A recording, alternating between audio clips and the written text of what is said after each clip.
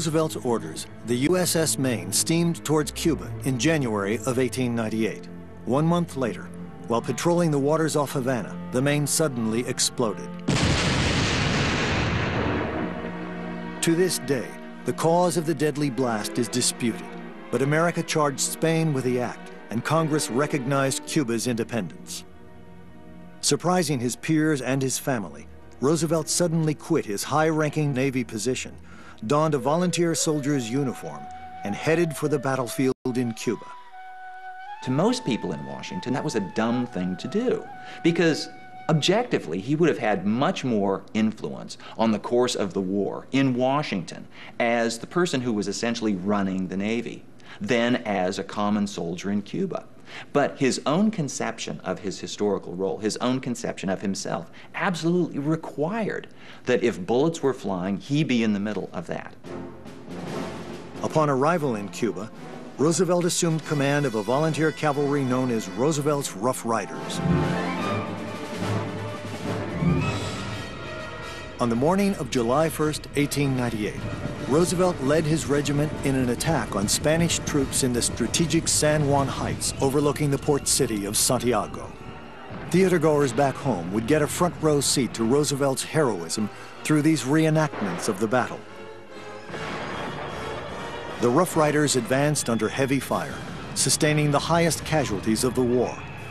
After a few hours of heavy fighting, they took San Juan Hill. Spain surrendered. He would later write, "San Juan was the great day of my life." Roosevelt really did demonstrate his courage under fire, but it was an engagement that lasted an afternoon. And so this was a short war. There weren't a whole lot of conspicuous heroes, and Roosevelt was the one. He played the part very well, and he played the part for all it was worth. National opinion for Roosevelt's gallantry ran so high that within 4 months of the Battle of San Juan Hill, he was elected governor of the state of New York. But his politics were too ethical for the corrupt New York political machine. At the Republican Convention of 1900, New York politicians carried out a plan to get rid of him by nominating him as Vice President of the United States. TR is excited to be asked to be vice president, but doesn't really want to do it because there's no work involved. There's no purpose, there's no principle, there's no great cause. The mild-mannered President McKinley needed Roosevelt's youthful vigor and charisma to jumpstart his campaign. And it worked. The ticket went on to win by more popular votes than any president before. President McKinley's manager said, "Don't you all realize there's just one life between that damn cowboy and the White House?" But Vice President Roosevelt was more concerned that he had landed in a dead-end job. He gave speeches at the opening of medical colleges, war memorials, and even the YMCA. In the spring of 1901, he led the parade to open the Pan American Exposition in New York. But fate was about to play another hand in Roosevelt's life. On September 6th, President McKinley also visited the exposition. While shaking hands with admirers, he was shot by an assassin. For over a week, McKinley's life hung in the balance. But just when recovery looked hopeful, he suddenly died.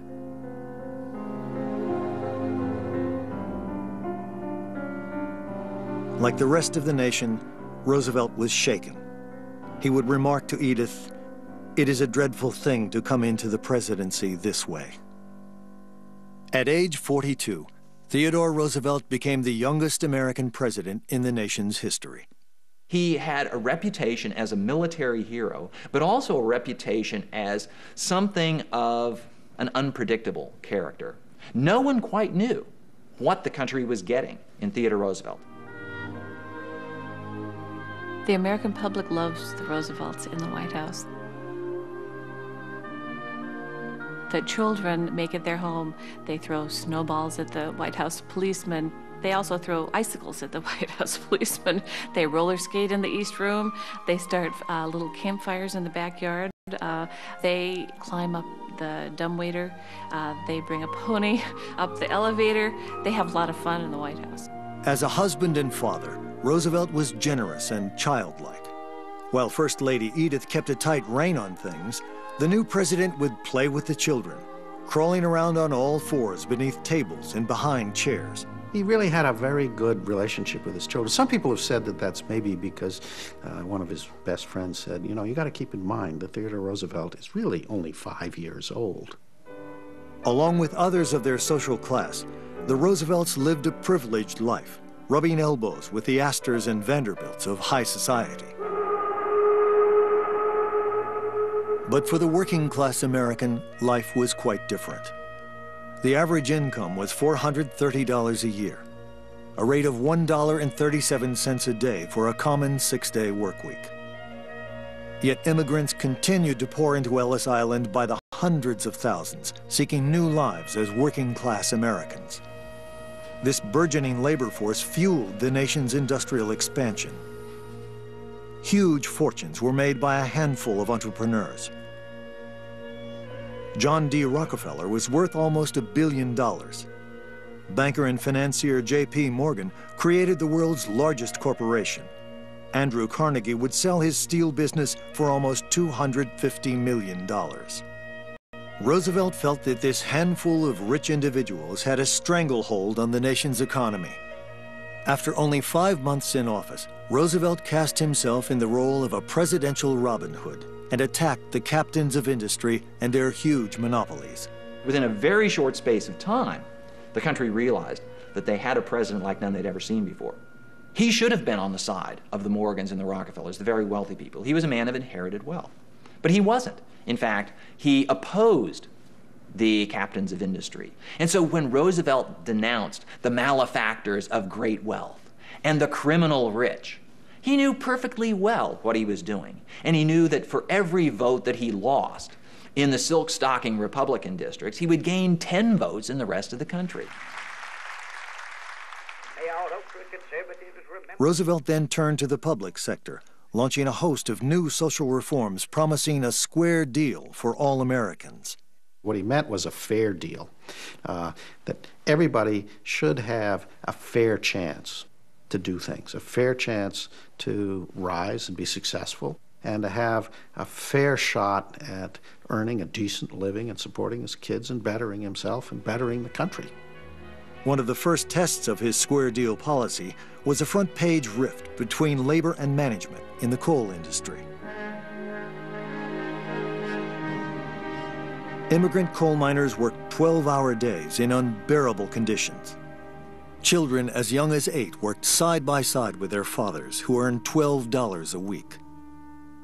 In the spring of 1902, 140,000 miners walked off their jobs in northeastern Pennsylvania, demanding an 8-hour day and improved working conditions. The mine owners refused to talk with the workers and offered nothing. With winter approaching, Roosevelt feared a long coal strike would cripple the nation. He summoned both sides to the White House to break the stalemate. But the mine owners would not budge from their position. What infuriated him was the attitude of the mine owners and operators, who contended that they were the ones who had been entrusted by God with the destinies of this essential industry and the lives of the people who worked for them. Roosevelt couldn't stand that at all. He thought they had to be brought down a couple of pegs. Roosevelt threatened to send federal troops to take over the mines. After weeks of presidential pressure, the workers were back on the job, eventually gaining a 10% pay increase and 9-hour workday. For the first time, a president had successfully intervened in a critical labor dispute, and Roosevelt won a major victory for working-class Americans.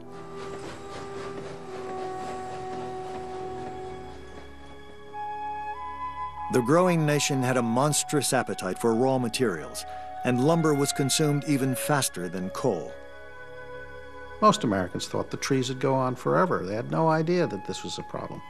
And so TR realized that his first job was to convince the American people that this was a problem. And he hammered away at the people with, the environment is for all of us, not just for the few. One of the things he once said was that our grandchildren will not blame us for what we have used, but what we have misused.